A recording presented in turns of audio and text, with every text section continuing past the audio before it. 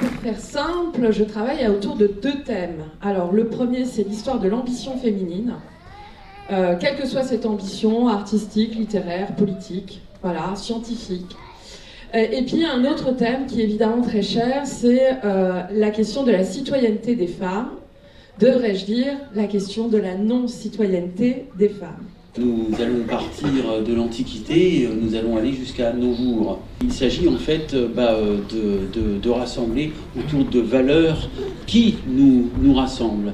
Et qui, il faut le rappeler, dans d'autres pays, sous d'autres latitudes, la question de la citoyenneté des femmes est tout, mais je dis bien tout, sauf un acquis.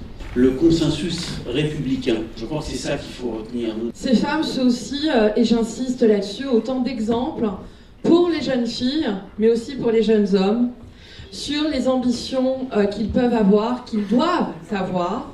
Parvenir à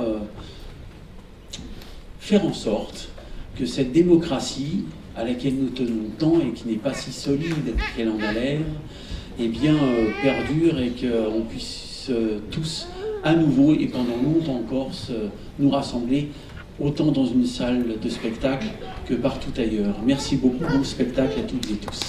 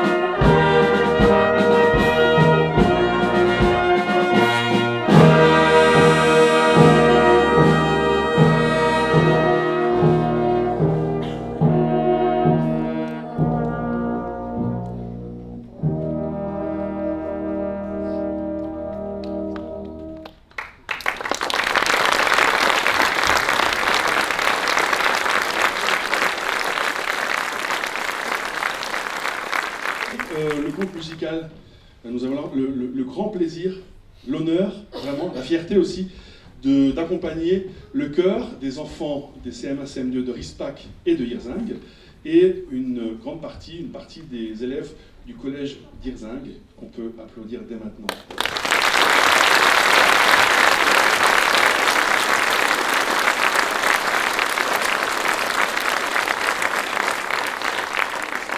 Très bon spectacle à tous, et n'ayez crainte, si vous avez chaud, nous aussi.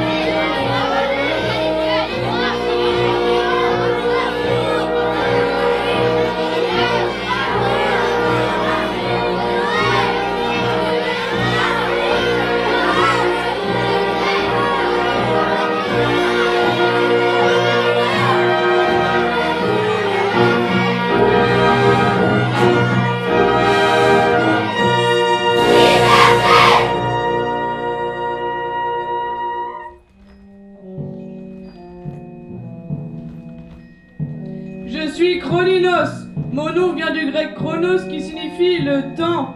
Je suis celui qui va vous accompagner dans ce voyage extraordinaire au fil des siècles.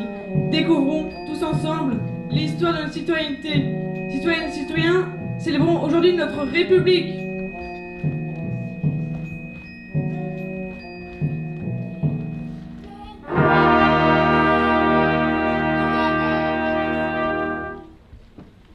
La naissance de la démocratie. Nous sommes en Grèce, de l'Antiquité, au 5e siècle avant Jésus-Christ.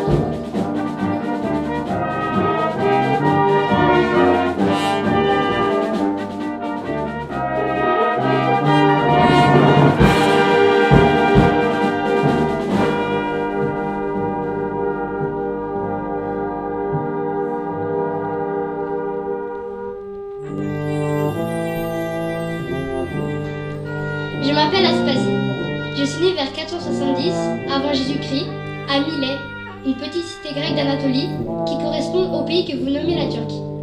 Je vis en toute liberté à Athènes, mais je ne suis pas citoyenne, parce que je suis femme et métèque, une étrangère née loin d'ici. Pourtant, j'aime Athènes avec passion. J'admire sa culture, ses intellectuels, ses artistes, son architecture et surtout son régime politique. En effet, Athènes est depuis la fin du VIe siècle une démocratie. Le pouvoir est entre les mains des citoyens, des hommes libres qui peuvent réfléchir aux lois et les voter. Je suis la compagne du premier d'entre eux, le grand stratège Périclès, qui dépense sans compter son énergie au service de la démocratie, la première dans l'histoire de l'humanité. Cependant, je reproche à cette démocratie d'exclure la moitié du genre humain. Moi, Aspasie, femme indépendante, cultivée, amoureuse des arts, je ne peux être citoyenne. Quelle injustice, non? Parce que je suis femme et que je vis librement, on m'accuse d'être une courtisane et d'exercer une mauvaise influence sur Périclès et la cité athénienne. Paraît-il que je serais à l'origine des guerres menées par les citoyens soldats d'Athènes? Rien que ça. Mon intuition me dit que les femmes seront encore, pour des siècles et des siècles, privées de citoyenneté, vivant, la plupart du temps, enfermées à l'intérieur de leur maison.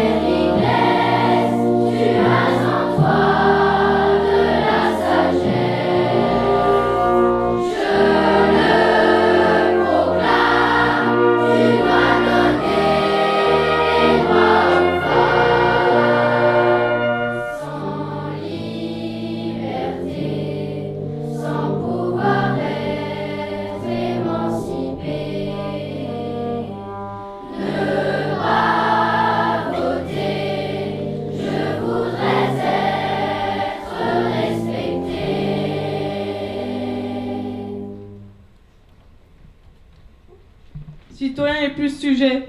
Nous sommes en France, à l'époque moderne, à la fin du XVIIIe siècle. Olympe de Gouges est notre guide.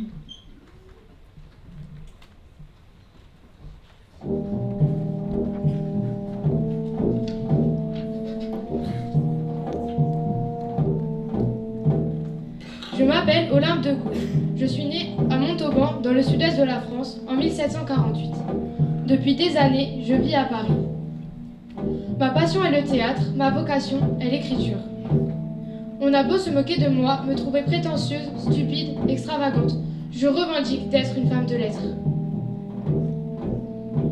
Il est vrai que je fais beaucoup de fautes d'orthographe et la plupart du temps, je construis mal mes phrases. Mais j'ai des idées. Et quelles idées! Je suis la première femme à défendre la cause des Noirs. Il faut abolir l'esclavage dans nos colonies. Je ne supporte pas l'injustice, quelle qu'en soit sa forme. J'écris aussi pour défendre la cause des plus pauvres, des sans-rien.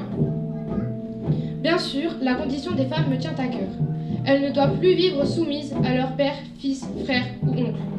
Les femmes doivent se réveiller et prendre en main leur destin. En septembre 1791, j'écris la Déclaration des droits de la femme et de la citoyenne. Quelques mois plus tôt, les hommes n'ont-ils pas voté la Déclaration des droits de l'homme et du citoyen? Ils ont le toupet de dire que ces droits sont universels. Mais qu'en est-il des droits des femmes? Les femmes veulent également des droits politiques, comme celui de voter, de payer l'impôt ou de porter les armes pour défendre la patrie. Si, avec la Révolution, les habitants de France ne sont plus les sujets du roi, mais des citoyens, il n'y a toujours pas de citoyennes. Je sais que les révolutionnaires me détestent, qu'ils feront tout pour m'arrêter, m'emprisonner, me juger et me guillotiner, mais je suis prête à mourir pour mes idées.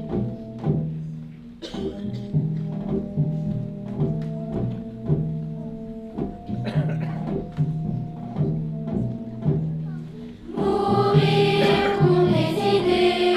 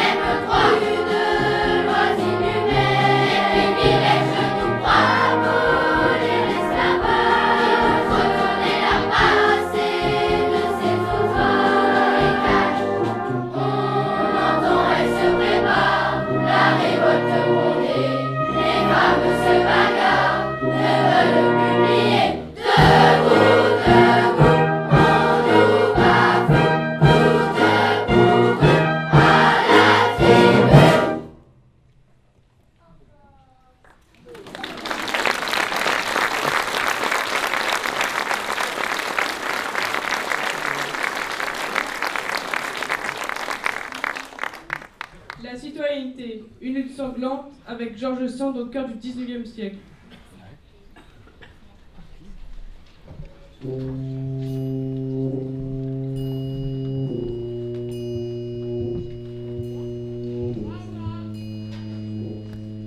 Je m'appelle George Sand. Je suis écrivain, si vous préférez, femme de lettres.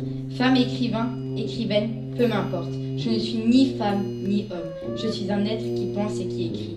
Bien sûr, George Sand est un pseudonyme qui me permet d'écrire et d'être lu. Saviez-vous que c'est pour moi que Victor Hugo a inventé l'expression monstre sacré? Eh oui, mon œuvre est vertigineuse. J'ai écrit près de 100 romans, des nouvelles, des pièces de théâtre, des histoires pour enfants et des lettres, plus de 50 000, et des articles pour la presse par centaines.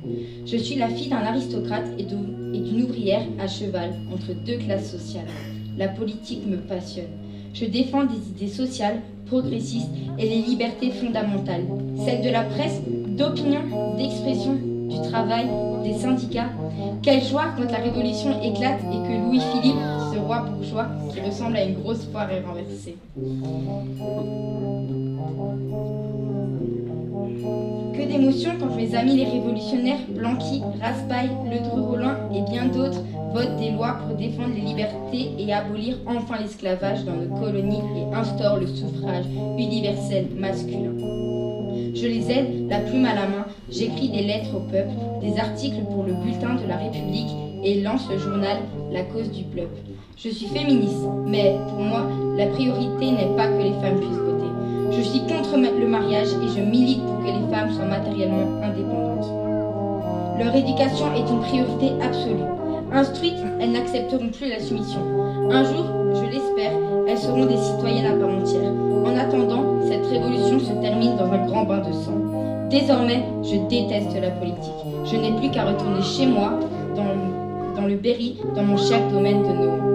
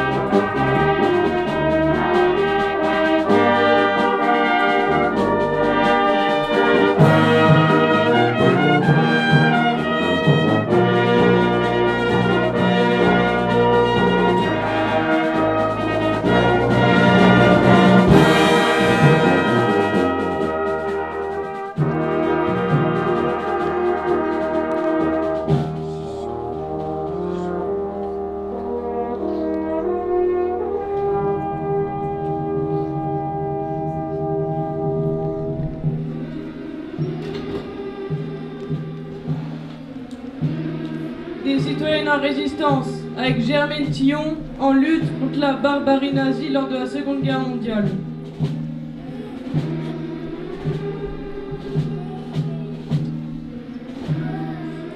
Je m'appelle Germaine Tillon. Avant de pouvoir voter, et ce, pour la première fois en avril 1945, j'ai prouvé mon attachement à notre pays et à nos valeurs citoyennes, les armes à la main. Je n'ai pas accepté le discours de Pétain le 17 juin 1940. Se résigner à la défaite militaire et à la victoire éclatante du nazisme, jamais. Je me suis rapprochée des premiers réseaux de résistance. Très vite, j'intègre celui du groupe du musée de l'homme. Je connais bien ce musée, ses savants, étant moi-même une ethnologue reconnue. J'étudie des sociétés lointaines, dont le mode de vie est très éloigné du nôtre. Ce qui me passionne est de découvrir, d'observer, de comprendre et d'échanger avec l'étranger, avec celui qui est autre. Je me définis à la fois comme patriote et citoyenne du monde, militant contre le racisme ou le colonialisme. Que certains se considèrent comme supérieurs aux autres m'est intolérable. Plus tard, je m'engagerai en faveur de l'émancipation des femmes, contre l'excision ou les formes de l'esclavage moderne. Résistante, j'ai été arrêtée en août 1942. J'ai subi plusieurs fois la torture. J'ai été enfermée à la prison de la Santé, puis à Fresnes, où j'ai pu disposer de ma documentation pour poursuivre la rédaction de ma thèse. En 1943, je suis déportée au camp de Ravensbrück. Je vis cette expérience en ethnologue. Dans ma tête, je transforme le camp en territoire d'observation. J'y ai vu le meilleur et surtout le pire dont l'humain est capable. Pour divertir mes camarades déportés, qui se meurent à petit feu, je leur écris une opérette comique ou leur donne une conférence sur l'un de mes sujets d'ethnologue. Après-guerre, je poursuis mes travaux de scientifique et prends des positions qui n'obéissent à aucune idéologie politique. Toujours, j'agis en citoyenne responsable. Rien n'est plus important que la dignité de l'être humain. Je meurs en avril 2008, à presque 101 ans. Je suis une vieille dame très respectée. En 2015, la République me fait entrer au Panthéon en compagnie de 3 résistants. Mon ami de déportation, Geneviève de Gaulle Antonios, Pierre Brossolette et Jean Zay.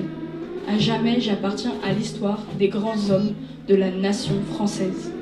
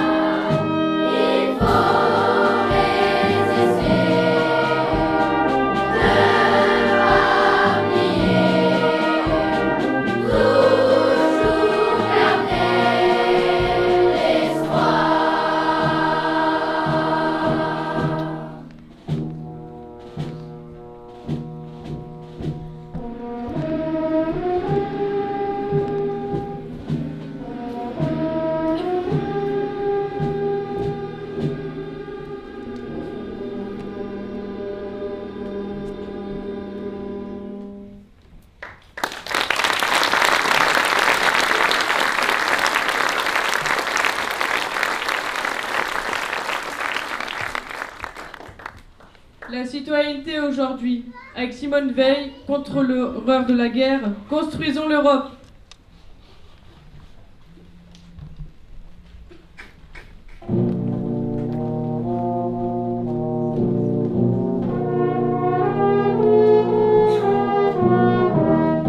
Je m'appelle Simone Veil.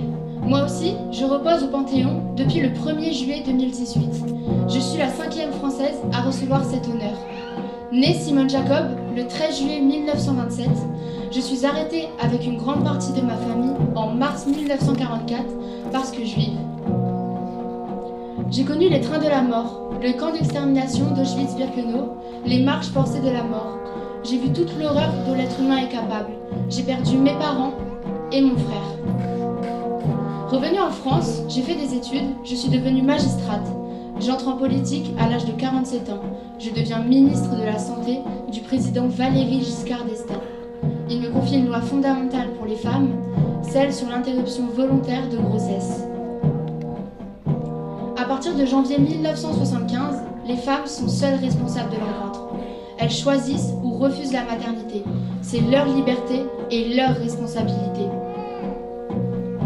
Parce que je suis femme, juive survivante des camps de la mort, je suis un symbole vivant pour construire l'Europe de la paix.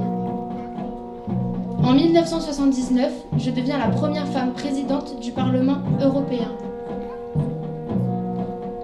Ma carrière politique est longue. Je n'ai eu de cesse de rappeler à mes concitoyens leurs droits et surtout leurs devoirs. Aller voter, travailler, s'investir dans la vie de leur commune, de leur pays, de l'Europe. Je consacre toute mon énergie et mes dernières forces à défendre la mémoire de la Shoah, pour que l'horreur ne puisse jamais plus se reproduire. Je défends également la mémoire des Justes, ces Français qui ont, pendant la guerre et au péril de leur vie, caché des Juifs. Depuis ma naissance, je ne peux supporter l'injustice. J'ai donc vécu comme une citoyenne défendant des valeurs universelles. On me dit que je suis une icône, en particulier celle des femmes et des féministes. Si mes engagements, mes combats, mes colères ont pu faire progresser l'humanité, protéger les plus fragiles, croyez bien que j'en suis très heureuse. J'espère avant tout avoir respecté les principes que ma mère, Yvonne Jacob, n'a eu de cesse de m'inculquer. Faire des études, travailler, être indépendante, respectueuse, honnête. En somme, une citoyenne libre et engagée.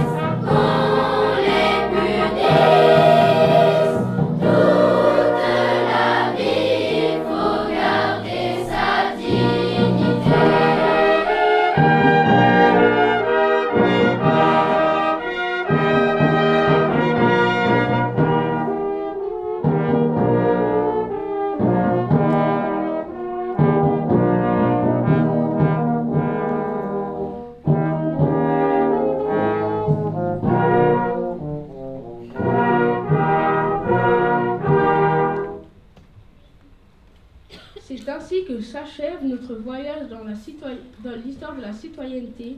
La République vient à nouveau de faire entrer au Panthéon une femme, et quelle femme! Danseuse, meneuse de revue, chanteuse. Elle est la première star noire mondiale, résistante pendant la guerre. Elle n'a eu cesse de lutter contre le racisme, la ségrégation et toutes les formes de discrimination. Cette femme est Joséphine Baker. Entre ici, Joséphine Baker. Repose pour l'éternité avec celles et ceux qui ont pu fredonner avec toi. J'ai deux amours, mon pays et Paris.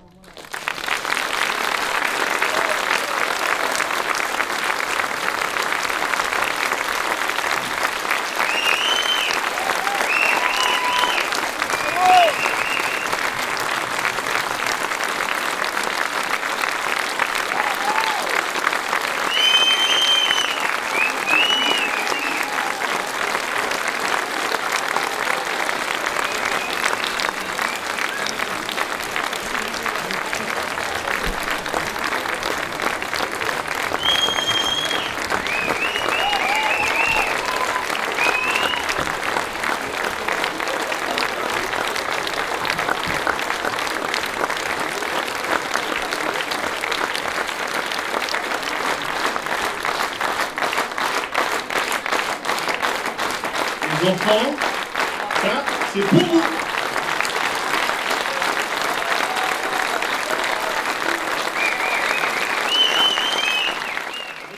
Alors, un grand merci à la chef des chœurs, Mireille Sangelin.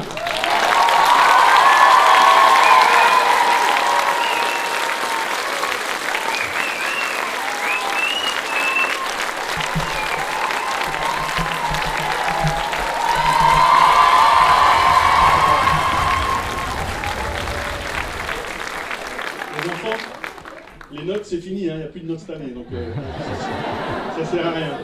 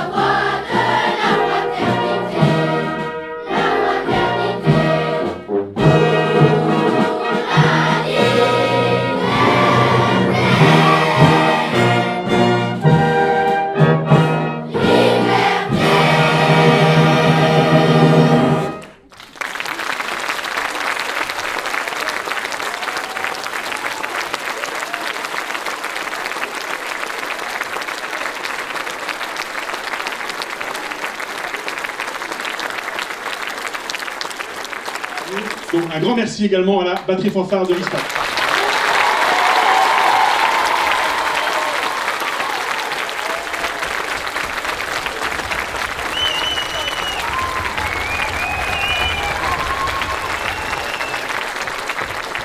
Pour M. Gendère, c'est un jour très particulier aujourd'hui.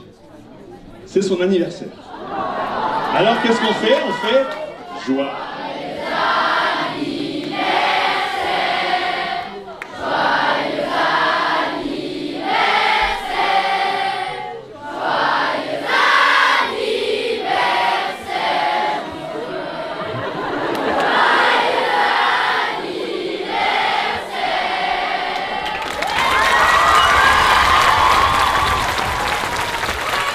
Je veux remercier une dernière fois de leur venue, de leur gentillesse et de leur grand professionnalisme, Jean-Jacques, Charles et Cécile Berly. Merci à vous.